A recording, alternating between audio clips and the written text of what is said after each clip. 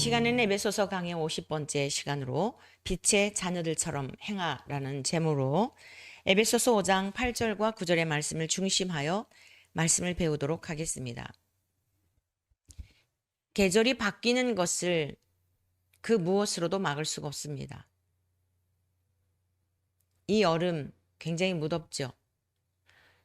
저희 딸이 지금 쿠바에서 단기 선교팀들과 함께 합류해서 하루에 3차례씩 성경학교하고 지금 시간에는 저녁 집회를 한다 그래요. 오전에서부터 계속 여러 교회를 순방하면서 성경학교하고 저녁에는 집회를 하는데 햇빛 알러지가 있어가지고 이 막 목에 햇빛을 받았던 곳은 손등이며 아주 고생을 많이 하고 있는 모습을 보게 됩니다. 우리 노원구에 있는 교회에서 단기 선교팀 20여 분이 오셨대는데 와, 한국이 시원하겠다 그런 생각을 하시더래요. 지금 굉장히 덥다고 생각하시죠. 아침에 나오는데 상당히 무덥더라고요. 그러면서 이 환경보다도 훨씬 열악한 곳에서 견뎌내고 복음을 전하고 어제도 오늘이죠, 오늘. 어느 교회를 갔는데 한 400여 명의 아이들이 그 사탕 하나를 받기 위해서 줄을 서 있는 그런 모습을 사진을 통해 보았어요. 얼마나 열악한 환경 속에 살아내는 그런 사람들이 세계 도처에 아주 많이 있다는 것을 우린 기억해야겠습니다. 우리에게 주어진 이 환경, 삶, 감사할 것밖에 없죠. 자, 중요한 것은 뭐예요? 이 여름도 지나간다는 겁니다. 무더위도 지나간다는 거예요. 선교팀들 선교 현장에서 땀을 흘리며 많은 영혼들을 복음 전하고 주님께로 인도하는 사역들을 하고 있지만 때가 되면 다시 본국으로 돌아오죠. 각자의 가정으로 돌아갑니다. 막을 수가 없습니다. 계절도 막을 수가 없고 흘러가는 세월도 막을 수가 없습니다. 우리의 피부가 반응을 합니다. 더우면 땀을 배출을 하고 추우면 온몸이 아주 수축이 되어서 내가 뭐라고 하지 않아도 피부들이 반응을 합니다. 얼어붙었던 땅이 녹으면서 숨어 있었던 각양, 이 생명의 씨앗들이 자태를 드러냅니다.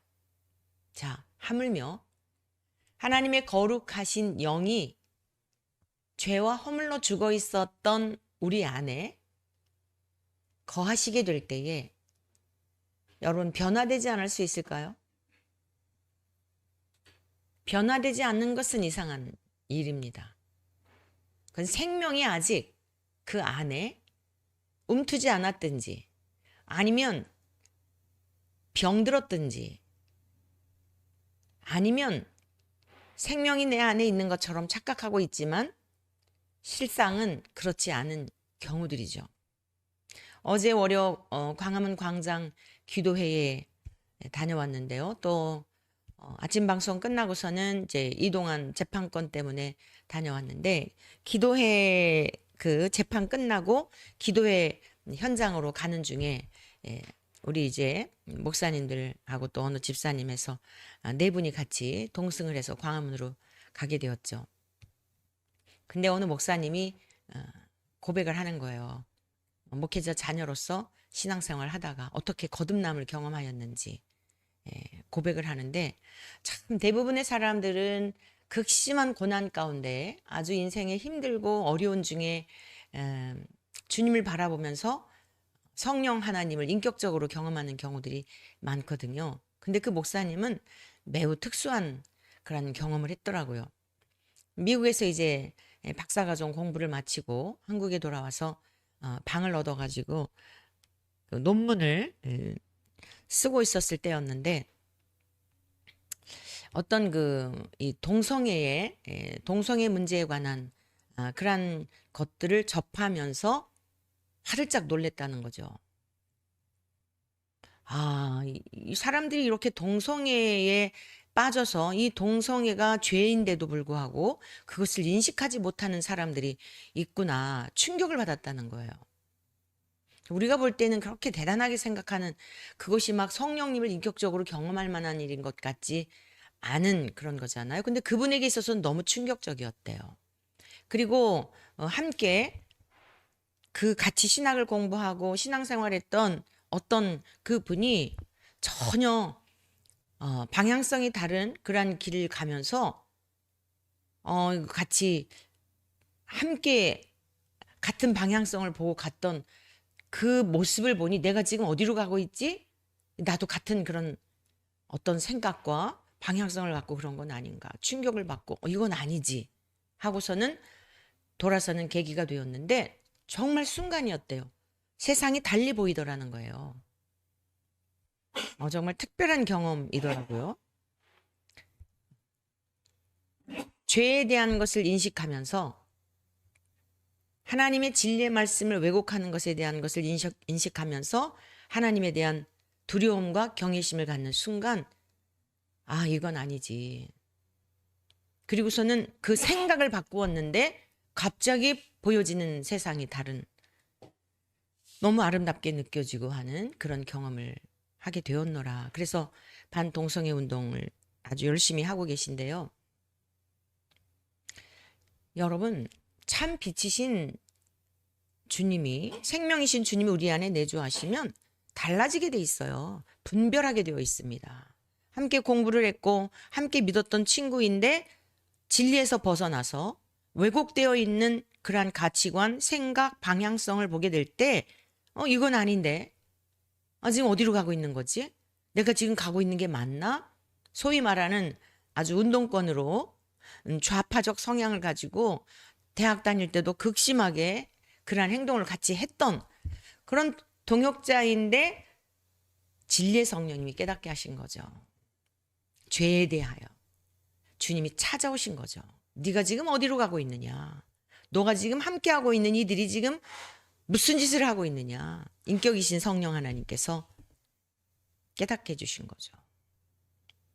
이건 아니지.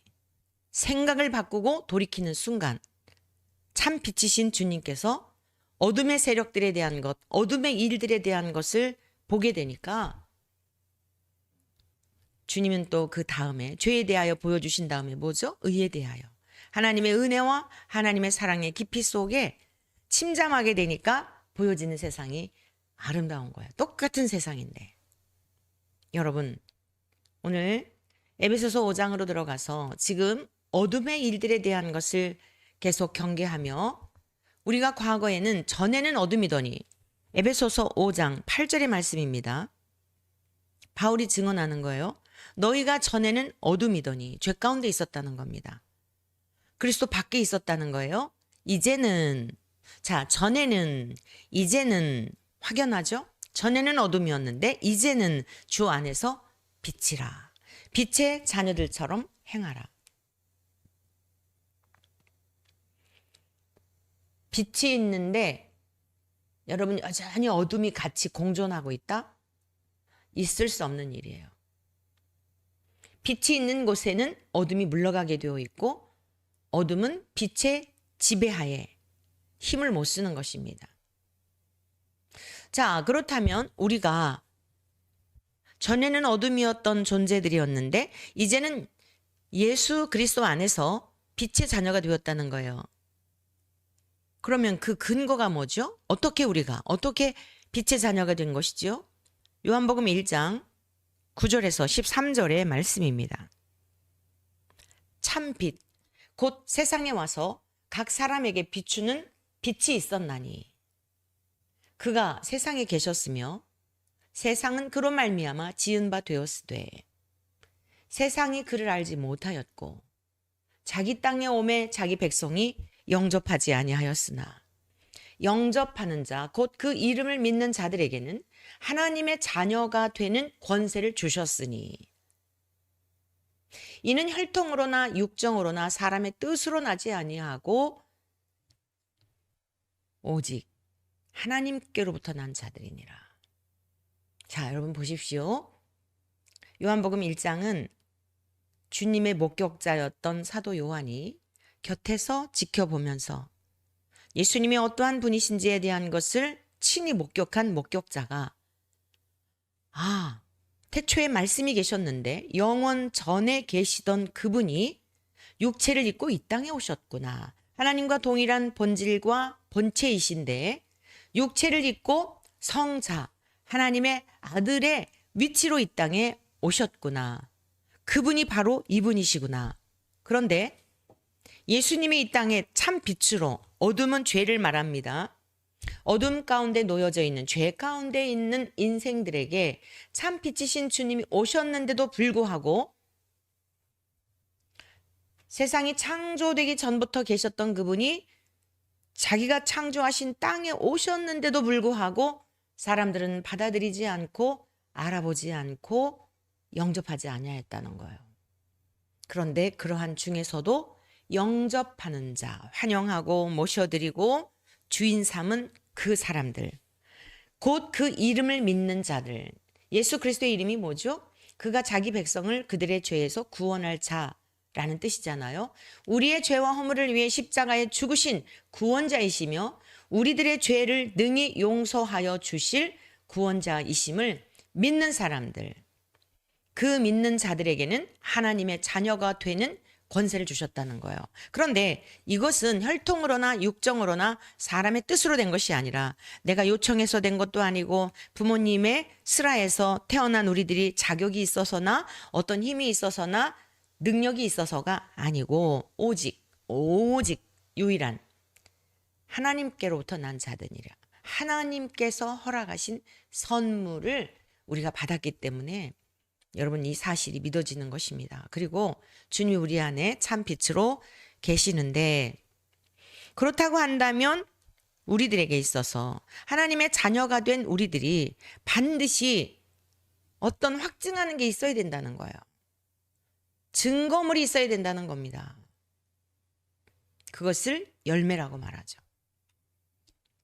첫 번째, 빛의 자녀들처럼 행하라 라고 권고하고 있는데 선한 열매를 맺어야 합니다. 자, 성도, 교회, 예수 그리스도의 신부는 우리가 어땠죠? 과거에 어둠 가운데 죄 가운데 있었으나 이제 예수 그리스도를 믿음으로 하나님께서 의롭다 인정하신 은혜로 말미암아 하나님의 자녀가 되었습니다. 동의하시죠? 믿으시죠? 여러분, 하나님 우리 아버지가 되시는 게 얼마나 감사한지 몰라요. 제가 인생의 고난 중에 있을 때, 특히 이제 이전에 남편의 부재함을 느꼈을 때, 여러분 부재를 경험하지 못한 사람은 존재에 대한 감사와 감격을 경험하기가 참 어려워요. 부재를 경험하고 났을 때 존재의 소중함을 느끼게 되는데요. 제가 하나님께 이런 고백을 드렸어요. 하나님 아버지 계셔주셔서 정말 감사합니다. 하나님이 존재하셔서 너무 감사합니다. 하나님의 존재 자체만으로 저에겐 힘이었거든요. 떠나실 일이 없고 배신하실 일도 없고 우리에게 상처 주시는 분도 아니고 변덕스러운 분도 아니고 하나님의 존재 자체가 그렇게 감사할 수가 없더라고요. 그래서 그냥 하나님 존재 자체, 계셔주시는 것 자체, 하나님과 교제할 수 있는 이 관계 그 자체만으로도 너무 감사해서 하나님 앞에 정말 감사를 드렸던 추억이 있습니다. 이 즈음도 가끔씩 하나님의 존재 자체에 대한 감사. 여러분 어떠세요? 존재 자체. 하나님이 계셔주셔서 얼마나 감사한지 몰라요. 그냥 그 자리에 계셔주신 것. 언젠가 오랜만에 저희 교회를 찾아왔던 어느 분이 교회를 이렇게 지나가다가 들렸대요. 혹시나 그 목사님이 아직도 계신가 해서 들렸는데 목사님이 여기 여전히 계셔주셔서 너무 감사하다고. 저희가 여기 온 지가 92년도에 왔거든요. 그랬는데 목사님 언제라도 지나가다가 들릴 때 목사님이 이 교회에 계셔주셔서 너무 감사하다고 하면서 그러는데 저는 그 이야기를 들으면서 굉장히 공감이 됐어요. 우리 주님이 계셔주셔서 얼마나 감사한지. 우리가 변덕스럽고 우리가 넘어질 때도 있고 우리가 한결같지 못한 거거든요. 주님이 한결같지 못한 게 아니죠. 우리가 한결같지 못한 거예요. 그런데 한결같이 연약한 중에도 사랑해 주시고 변덕스러워도 참아 주시고 세상에 이런 분이 누가 있죠? 이렇게 우리들을 수용해 줄 수 있는 분이 대체 누가 있죠? 없어요. 이 세상에는 다 조건적입니다. 어떤 조건을 따라서 사랑하고 조건을 따라서 호불호가 갈리는 것이지 존재 자체로 사랑하는 사람 많지 않아요. 그런데 저와 여러분들은 무엇을 배워야겠어요? 존재 자체로 사랑하는 것을 또한 배워야 합니다. 우리가 그 사랑에만 감격할 것이 아니라 우리가 주님이 우리를 존재 자체로 사랑하시듯이 우리들도 그러한 존재 자체로 사랑하는 이러한 은혜를, 능력을 하나님께서 예수 그리스도의 이름으로 성령님을 통해 우리에게 부어주시기를 축복합니다. 자, 이제 우리가 예수 그리스도를 통하여 빛의 자녀가 되었다. 즉 구원을 받았다. 예수님의 생명이 우리 안에 임하셔서 내가 옛것은 죽었고 죄에 대해서는 죽었고 하나님의 의에 대해서 산 자가 되어 의인이 된 거예요. 이제 죄인이 아니에요. 누가 물어보면 의인입니까? 죄인입니까? 그러면 죄인이죠 그러는데 맞아요. 하나님이 의롭다 칭해 주신 거지. 우리가 아니 흑인은 흑인이고 황인족은 황인족인지 갑자기 무슨 흑인이 백인이 되나요? 과거에 마이클 잭슨 그 흑인이었던 마이클 잭슨이 막 백인이 되고 싶어가지고 성형수술 하느라고 그 부작용으로 아마 여러분도 뭐 기사를 통해 보셨겠지만 안 되는 거예요. 뼛속 깊이 DNA 자체가 흑인의 DNA를 가지고 있는데 어떻게 바꿀 수 있습니까? 얼룩말은 얼룩말인 거예요. 그런데 하나님이 죄 없어. 눈 딱 감아주신 거예요. 내 새끼야, 내 자녀야 해주신 거예요. 그건 끝난 거 아니에요? 게임이 끝난 거 아닙니까? 천하 만물의 주가 되시는 분이 내 자녀야. 뭐죠? 책임져 주신다는 거예요. 자녀의 수치, 자녀의 부끄러움, 자녀의 모자람, 자녀의 실수 다 아버지가 감당하시겠다는 거예요. 내 자녀야라고 하는 것은 끝까지 자녀인 거예요. 내 자녀는 속을 새기든 기쁨을 주든 그 관계는 끊을 수가 없는 것입니다. 심정적으로 그럴 수는 있죠. 어디 두고 봐라 내가 나 호적에서 파가라 뭐 이러고 그러지만 어디 진짜 그러는 부모들이 어디 있어요. 그때뿐이지. 그리고 뭐 조금 잘하면 감동이 돼가지고 언제 그런 이야기를 했는지 그런 생각을 했는지 다 잊고 여러분 악한 부모일지라도 선한 것이 없는 우리들일지라도 자식을 향해 그러지 않아요? 하나님의 사랑 우리들과 전혀 다르다니까요. 업앤다운 없어요. 뭐 올라갔다 내려갔다 그런 거 없으세요. 한결 같으세요. 그러한 하나님의 사랑을 우리가 입었어요. 예수 그리스도의 십자가의 구속의 은혜로 말미암아 우리가 그런 신분이 바뀌어진 거예요.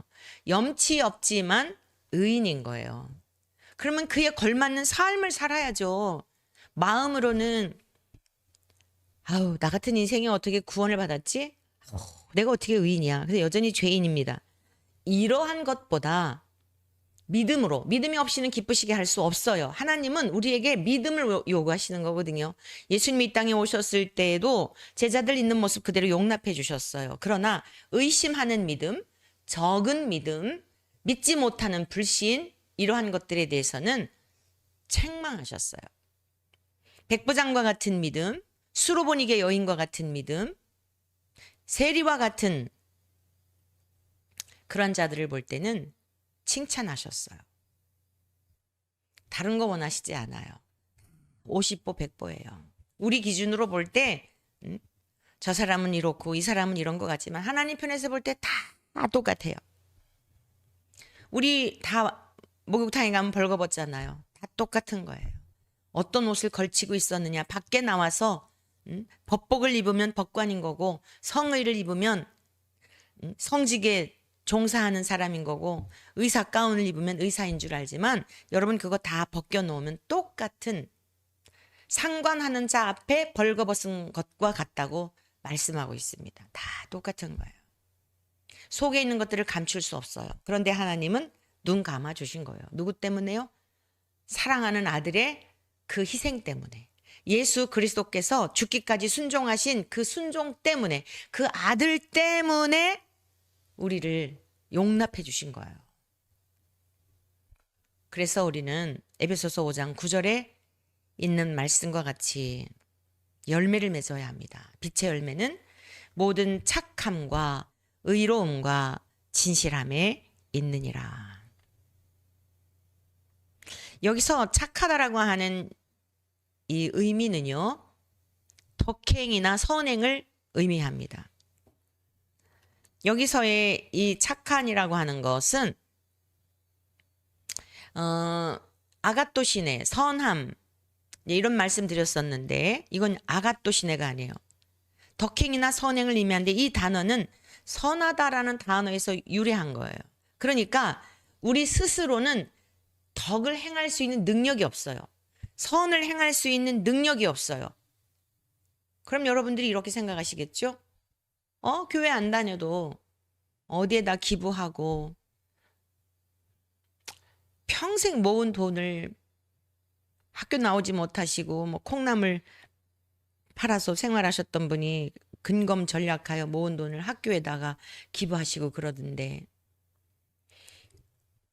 하나님이 보시는 선행은요, 예수 그리스도와 연합이 되어서 예수 그리스도의 것을 가지고 하는 그 덕행이나 아름다운 일들만 용납하시는 거예요. 무신론자들, 세계적인 부호들 굉장히 많이 기부하잖아요. 우리가 볼 때 돈 많은 거 엄청나고 몇조 원, 몇십조 원, 몇백조, 도대체 그게 얼마만큼인지 알 수 없는 그런 것에 우리가 이러지, 하나님 앞에서는요 티끌에도 미치지 못하는 거예요. 하나님은 흙을 빚어서 사람을 만드신 분인데요. 그러니까 우리의 가치와 기준을 자꾸 깨트려야 돼요. 우리의 기준으로 보니까 기 죽는 거예요. 왜 기가 죽느냐고요. 나는 뭐 하나 다른 사람 빵 사줄 능력도 없는데, 저 사람은 교회도 안 다니는데 저렇게 잘 살고 잘 먹고 자식들도 잘 되고 그리고 또 다른 사람들한테 기부하고 그런 모습 보면 어때요? 기가 죽잖아요. 내가 진짜 예수 믿는 거 이거 맞나? 이거 제대로 믿고 있나? 갈등할 수 있죠. 제가 어렸을 때 저희 부친께 그런 질문했었다 그랬잖아요. 아버지, 성경에 보니까 뭐 예수님 잘 믿으면 막 부자도 되고 그런다 그러는데 성경 알지도 못한 거죠. 어디 예수님이 신약 성경에 예수님을 잘 믿으면 부자 된다는 게 어디 있어요? 신약에는 그런 내용 없어요. 구약에 잠깐 그런 내용들, 그것도 어떤 배경이냐면 아브라함이 가나안 땅에 가잖아요. 가나안 농경 문화였어요. 농경 문화이다가 보니까 이 농산물이 많이 수확을 거두게 될 때에 그게 곧 이 시대로 말하면 부의 상징이잖아요. 양떼를 치는 사람이 양의 숫자가 늘어나는 거, 유목민들에게 있어서 짐승떼가 많이 늘어나는 게 그게 부의 상징이잖아요. 그러니까 이 가나안 땅에 이제 이스라엘 백성들이 가나안 땅을 터잡고 믿음의 조상 아브라함의 후예가 된 그들이 사는데 가나안 땅에 7 족속이 있었다고요. 이들은요, 농경 문화인 이들에게 있어서는 바알 신과 아세라 신을 섬기면서 이게 남성 신과 여성 신이거든요. 그래서 이들이 정분이 좋을 때에 토지 소산물을 많이 낼 것이라고 생각하여 그렇게 요즘으로 말하면 그냥 구슬하고 별짓을 다 한 거예요. 우상을 섬긴 거죠. 근데 하나님께서 오직 하나님의 말씀을 준행하고 하나님의 말씀대로 살아가면 들어가도 나가도 복을 받고, 너가 남에게 꾸어질지언정 꾸임을 받지 아니하고 머리가 될지언정 머리가 되지 아니하고, 이런 말씀을 약속하셨거든요. 그러니까 여러분들이 이 기독교인 그리스도인으로 살아가는 물질관에 대한 것을 잘 정리하지 않으면 여러분 너무너무 혼란스러울 수 있어요. 그럼 왜 구약에서는 그러한 물질의 복을 약속하셨을까? 대표적으로 신명기 28장에 보면 하나님의 말씀에 순종하는 자에게 주신 복과 하나님의 말씀을 불순종하는 자에게 주신 저주의 내용이 나오는데요. 그 복에 대한 내용이 훨씬 짧아요. 그리고 하나님의 말씀을 불순종했을 때에 어떤 결과를 낳게 되는지에 대한 굉장히 많은 말씀들을 경고하고 있습니다.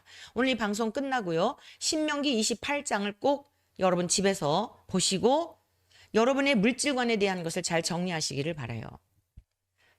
그래서 이 바알신이나 아세라신에 의하여 토지 소산물이 경작이 잘 되어서 부를 누리는 게 아니라 하나님을 경외하고 하나님의 말씀대로 살아가는 너희들에게 하나님께서 이삭에게 약속하셨죠. 그 땅에서 농사하여 100배나 결실하였더라. 지극히 어떤 부분들이에요. 그러니까 하나님의 주권, 하나님의 모든 생명의 주권과 우리들이 살아가는 삶에 있어서의 모든 권한이 하나님께 있음에 대한 것을 나타내시기 위해서 그 가나안 땅에 바알신과 아세라신을 섬기는 그들하고는 전혀 다른 창조의 주 하나님을 경외해야 할 것을 교훈하시기 위하여 그 물질에 대한 우리가 살아가면서 필요한 것들에 대한 것을 언급하셨던 것이지 신약에 와서는 그렇게 물질에 대한 복을 말씀하신 적이 없어요. 걱정하지 말라고 말씀하셨죠. 뭘 먹을까 뭘 마실까 걱정하지 말라고 말씀하신 거예요. 그래서 여러분들이 하나님 없이 봉사하고 하나님 없이 기부하고 이런 사람들을 보며 나는 근근히 살아가고 있는데 진짜 이거 나는 뭐지? 이런 생각할 때 있다니까요.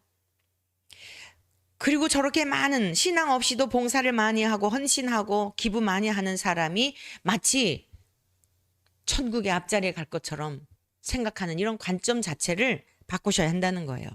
성경에서 말씀하고 있는 선하다라고 하는 것은 우리 주님과 연합이 되어서 주님의 것을 가지고 착함과 의로움과 진실함의 열매를 맺는 잃어버렸던 하나님의 형상을 회복하여 입만 열면 거짓말, 기만하고 위선적이고 시기와 다툼과 분쟁과 이런 죄악의 쓴뿌리들이 가득 차 있잖아요. 이런 것들을 주님과 함께 연합이 되어 못을 박았다면 주님의 그 성품, 주님의 것을 가지고 열매를 맺는 이것이 선하다라고 하는 것의 개념인 것을 기억하셔야 합니다. 주님 말씀하신 이 착하다라고 하는 것, 이 칼로스라고 하는 것은 이 행실, 착한 행실이라고 하는 것은 보다 나은 아름다운 정직한 가치 있는 이러한 의미들이에요. 우리가 맺게 될 착한 이 열매는 보다 나은. 그러니까 이전에 우리가 어땠어요? 그런 거룩한 열매 맺을 수 있는 능력 자체가 없었어요. 나 한 사람 이기적인 그러한 탐욕과 탐심으로 말미암아 내가 우상이 되어 나만을 위해 달라고 하는 이런 본성 속에 우리가 살아갔는데 어떻게 보다 나은 삶의 열매를 맺을 수 있을까요?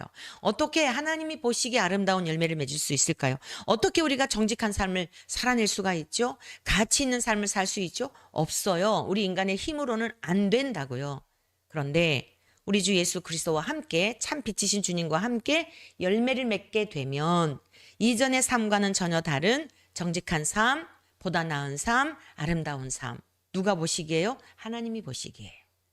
정말 근근히 살아가는 분일지라도 하나님이 보시기에 인정해 주시고 하나님이 보시기에 이전의 삶과는 전혀 다른 어둠 가운데서 빛의 자녀로서의 삶의 열매를 내어드릴 수 있는 그러한 것들이 얼마든지 있는 거예요. 많은 재물을 가지고만 무엇을 하는 것이 아니에요. 그런 의미가 있다는 것을 여러분 기억하시기를 바랍니다. 그 다음에 우리가 빛의 자녀들처럼 행해야 하는데 두 번째 의로움의 열매를 맺어야 한다는 사실을 기억해야 합니다. 자, 성부 하나님은 성자 예수님을 이 세상에 보내시면서까지 우리를 사랑하셨죠. 그 사랑을 이루시고자 성자 예수님은 죽기까지 순종하셨지요. 성령 하나님은 이 사실을 깨닫게 하시고 믿게 하시며 삶으로 살아내도록 한 인격 속에 저와 여러분들 속에 임하셔서 역사하십니다. 인간의 힘으로는 순종할 수 없으나 예수 그리스도와 연합이 된 성도, 교회, 그리스도의 몸인 그리스도인은 거룩하신 성령의 권능을 힘입어 죽기까지 순종하신 예수님처럼 예수님과 같이 예수님을 닮아서 예수님의 능력이 전가가 되었기 때문에 그 능력으로 우리도 살아낼 수 있는 것입니다. 바울이 그러했습니다. 우리가 에베소서를 공부하면서 여러분 지금 바울이 이 에베소 교회에 있는 성도들에게 그 우상의 도시였던 이 에베소라고 하는 지역에 아데미를 섬기며 그 도시를 아데미에게 헌정할 만큼 우상으로 극심했던 그 상황 속에 여러분 예수 그리스도가 만물의 주가 되십니다. 생명의 주가 되십니다. 예수 그리스도 밖에는 다른 구원의 길이 없습니다. 여러분 3년 동안 그곳에 거주하면서 복음을 전했을 때에 얼마나 많은 어려움이 있었을까요? 따르는 자도 있었고 교회도 세우게 되었고 그리스도도 있었지만은 여러분 대다수가 거부하고 박해하고 그랬을 것입니다. 지금 이 에베소서를 어디서 기록하고 있는 거예요? 감옥에서 기록하고 있는 거예요. 이론서가 아니에요. 경험된, 체험된 하나님의 구약의 말씀, 기록된 말씀대로 살던 중에 부활하신 주님을 만나고 성령의 충만함을 입게 되니까 이것은 사라지는 것을 몸소 경험한 거예요. 착하고 의롭고 진실함의 열매를 맺게 되는 것을 경험했던 것이에요. 오늘 우리 기독인들의 무능함이 어디 있죠? 성경은 성경이고 삶은 삶이고 믿음은 믿음이고 생활은 생활이고 이원화가 되어져 있는 거예요. 신앙 생활이 되어야 하는데 어떻게 신앙이 생활이 될 수 있어? 아유, 어떻게 성경에 기록된 대로 우리가 다 살아. 이러고 미리 제껴버리는 거예요. 지킬 수 없다고 포기해버리는 것입니다. 그러나 바울은 말씀대로 사라지는 것을 경험했어요. 바울이 진실하지 않고 정직하지 않았다면 감옥에 들어갈 일 없죠. 슬쩍슬쩍 다니면서 복음도 전하면서 어떤 위기 상황이 오면 나 예수님 안 믿어요. 속으로 믿는다고 하면 되잖아요. 그게 진짜 예수님 믿는 걸까요? 아니에요. 그가 감옥에 갇혀도 예수님을 부인하지 않는 정직하게 공의롭게 진리대로 진실하게 본인이 그 열매를 맺은 거예요. 예수님이 맺으신 열매를 바울이 맺었던 거예요. 그 열매를 누가 맺어야 한다고요? 이 시대를 살아가는 우리들이 맺어야 한다는 것입니다. 그리스도인의 능력을 회복할 수 있는 저와 여러분 되시기를 축복합니다. 여기서 의로움이라고 하는 이 단어는요, 공정이라는 뜻이에요. 정의, 공의, 원칙, 심판, 판결, 형벌, 복수라는 단어에서 유래한 것이에요. 의로움이란 공정이라는 뜻인데 여기 어떤 단어에 우리가 좀 주목해 봐야겠어요? 형벌, 복수, 심판, 판결.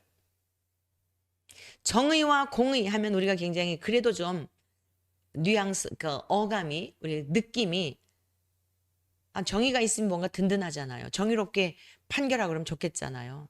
근데 지금 다 정의도 공의도 무너져 있는 거예요. 그래서 어떤 분은 그런 얘기 하시더라고요.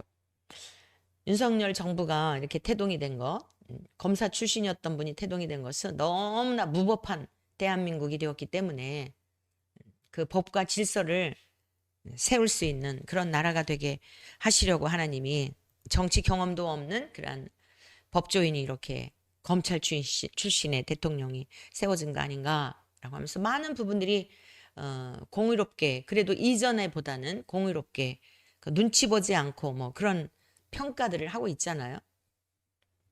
물론 뭐 동의하지 않는 분들도 계시지만 여러분 하나님은 정의의 하나님이세요. 공의로우신 분입니다. 그래서 반드시 심판하시고 판결하세요. 형벌도 주시는 분이에요. 사람이 죽을 때까지는 누구에게나 다 기회를 주고 계십니다. 무슨 기회죠? 돌이킬 수 있는 기회, 회개할 수 있는 기회. 어떤 죄를 지었든지 하나님께로 돌이킬 수 있는 기회를 주시지만 하나님이 그 생명의 수를 주시는 날 동안까지 회개치 아니하면 어쩔 수 없죠. 하나님은 공의로우신 분이기 때문에 형벌하시는 분이에요. 판결하시고 심판하시고 그 죄에 따라 갚으시는 분이십니다. 그래서 우리가 함부로 살면 안 되는 이유입니다. 신명기 7장 9절에서 11절까지의 말씀을 살펴보시겠습니다. 하나님이 얼마나 공의로우신 분이신지 언약을 하신 것인데 그 내용을 같이 보십니다. 그런즉 너는 알라 오직 내 하나님 여호와는 하나님이시요 신실하신 하나님이시라. 그를 사랑하고 그의 계명을 지키는 자에게는 천대까지 그의 언약을 이행하시며 인애를 베푸시되 뭐라고 말씀하고 있어요? 그의 계명을 지키는 자에게는 천대까지. 사실 우리가 어떻게 천대를 볼 수 있죠? 이건 영혼의 개념이에요. 그 말씀대로 지키는 자, 벗어나지 않고 준행하는 자들에게는 세세무궁토록 당대에 우리들의 영혼만 지키시는 것이 아니라 영원하도록 지켜주심을 약속하신 거예요. 그 백성들에게 영원한 생명을 주셨잖아요. 10절 그를 미워하는 자에게는 당장에 보응하여 멸하시나니 여호와는 자기를 미워하는 자에게 지체하지 아니하시고 당장에 그에게 보응하시느니라. 그런즉 너는 오늘 내가 내게 명하는 명령과 규례와 법도를 지켜 행할지니라. 자, 10절의 말씀을 통해서 여러분들은 반문하실 수 있을 거예요. 그를 미워하는 자에게는 당장에 보응하여 멸하시나니. 아닌데 하나님을 경외하지 않고 하나님을 저주하고 악담하는 자들 오히려 더 잘 살던데. 여러분 그들의 영혼의 상태를 생각해 본 적 있으신가요?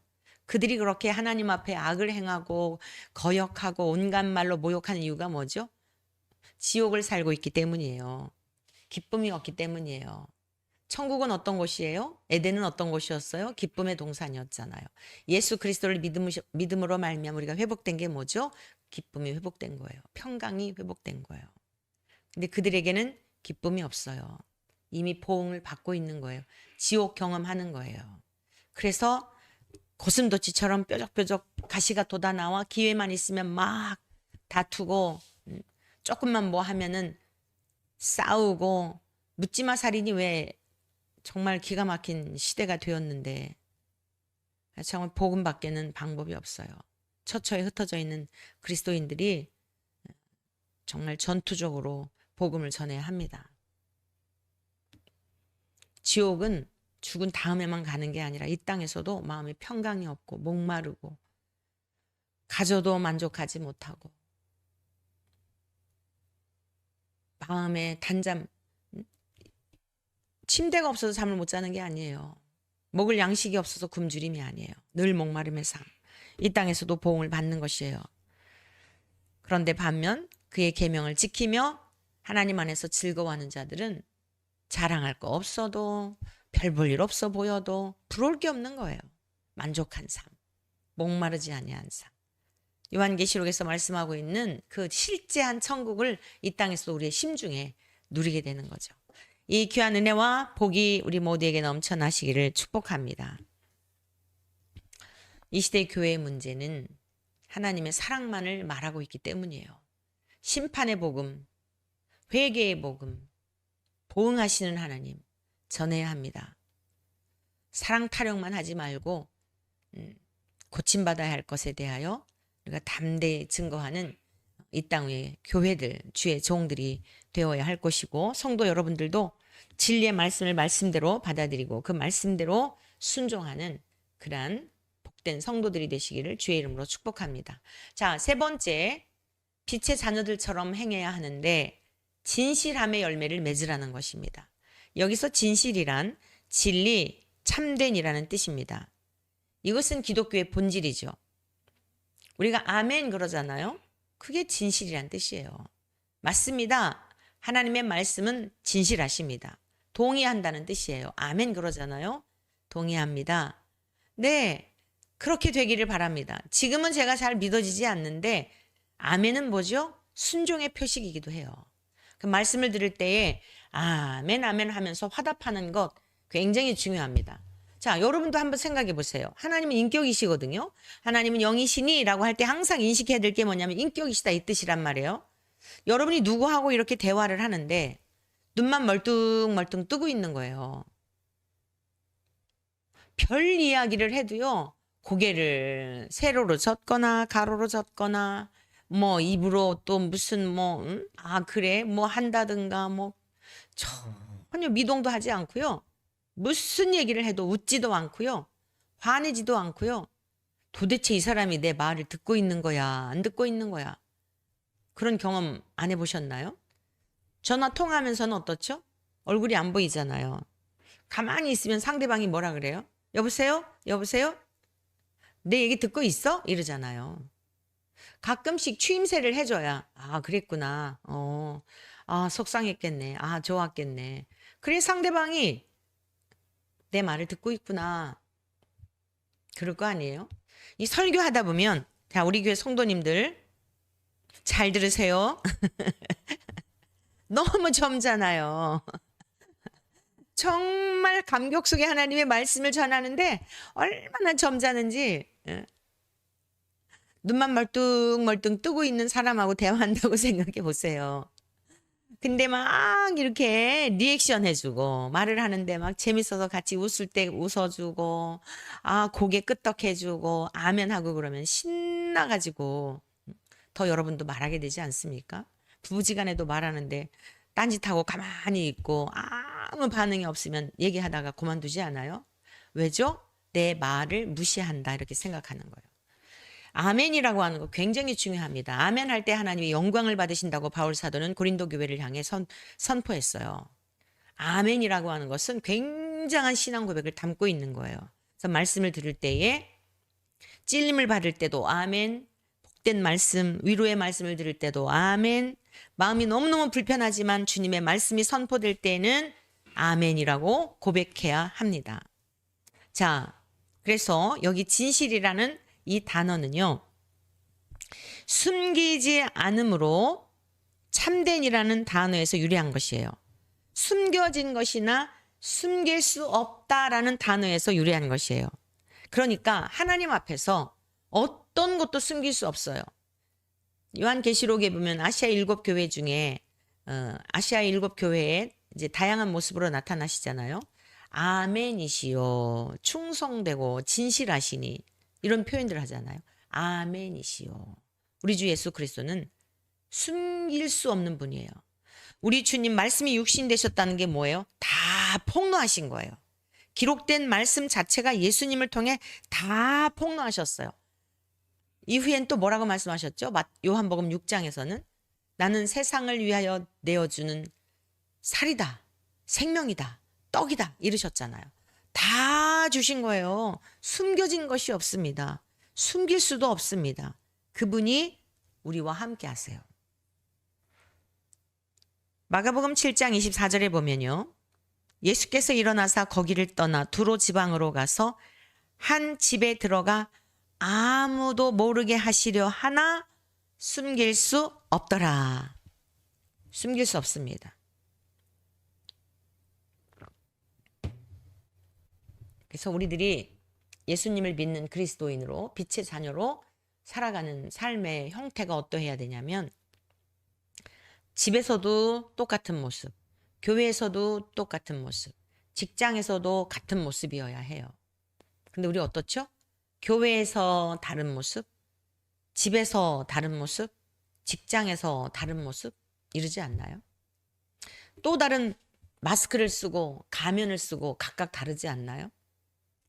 오죽하면 옛 우스갯소리가 있었죠. 특히 이제 목회자들에게 해당되는 이야기인데, 어느 사모님이 목사님 집에 오시지 말고 교회만 있으라고 이불 보따리 강단에다 갖다 줬대나, 뭐 진짠지 가짠지 만들어낸 얘기인지는 모르겠지만 왜 그런 예화가 나왔을까요?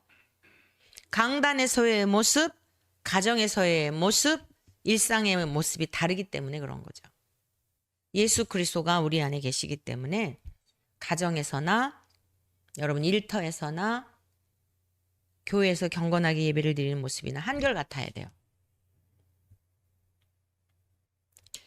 오늘 너무나 이중적이고 다중적인 우리들의 모습 때문에 많은 걸림이 되고 기독교 복음이 전파되는데 거침이 되는 경향이 있는 것은 아닌가, 우리가 자신을 돌아볼 수 있기를 바랍니다. 저도 예외가 아니고요. 우리 모두 말씀에 비추어서 한결같은 그 훈련하는 거예요. 교회 와서 경건하게 예배를 드렸다면 그 모습을 가지고 가정에서도 그렇게 살아내야 되는 거예요. 말하는 것도 조심하고, 내가 말할 때 하나님이 1차적으로 하나님이 들으세요. 그 다음에 상대가 듣죠. 옆에 있는 사람들이 들어요.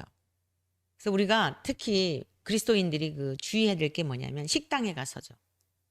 참 낮에도 이렇게 이제 식당에 갈 경우가 있잖아요. 그럼 대체적으로 보면 권사님, 집사님, 목사님 그룹 그 기도하면서 이렇게 식사하는 모습들을 볼 수 있어요. 그 제가 그걸 보면 뭘 깨닫냐면, 어찌 되었건 하나님의 자녀들이 이 땅에서도 누림을 산다. 누림을 누리며 산다.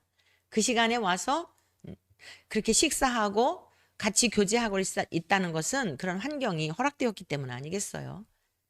저는 또 그런 측면에서도 생각을 해볼 때가 있었는데, 자, 문제는 뭐냐면 목사님, 권사님, 집사님 얘기하면서 험담을 하는 거예요.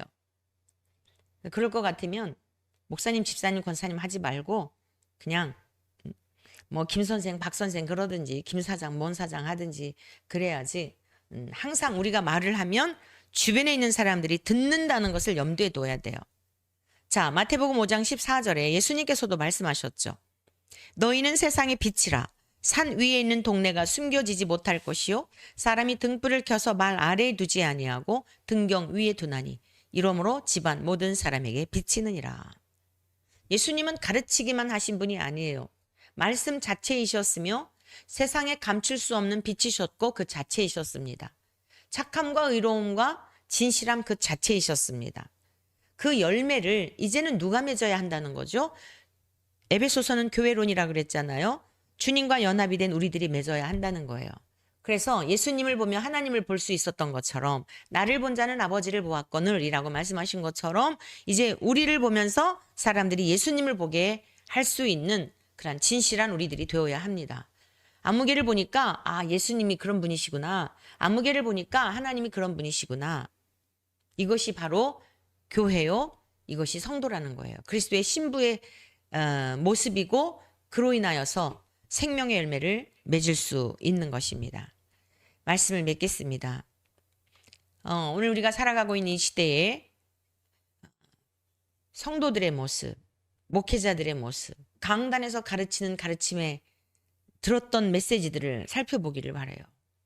얼마나 우리가 진리와 멀어져 있는 삶을 살고 있는지, 정말 지혜와 계시의 영을 받아서 우리가 그리스도와 연합한 자로 그런 삶의 열매를 맺고 있는지, 그렇지 못하다고 한다면 이유는 어디에 있는 것일까?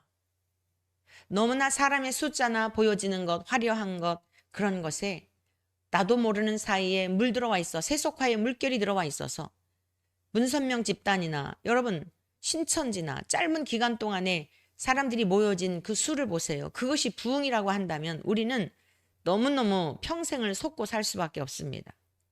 사람의 수에 많이 몰려있는 곳에 무엇인가 화려한 곳에 진짜가 있는 것처럼 착각하다가는 큰일 날 수 있습니다. 예수 그리스도 숨겨진 자의 모습으로 오셨어요. 알아보지 못했어요. 누추한 모습을 보이셨어요. 이사야 53장에 보면 흠모할 것이 없어서 사람들이 고개를 돌렸다고 했어요. 그렇게 감추어진 채 주님은 오신 거예요. 저와 여러분들도 속지 마시고 우리 안에 내주하시는 주님 모시고 살아가는 복된 하나님의 자녀로서 그에 걸맞게 착하고 의롭고 진실함의 열매를 맺는 저와 여러분들이 되어 주님의 기쁨이 되고 주님의 자랑이 되고 열매를 맺을 때 하나님이 영광을 받으시고 주님의 제자가 된다고 하였는데 우리가 그 길을 넉넉히 갈 수 있게 되기를 주님의 이름으로 간절히 축원합니다.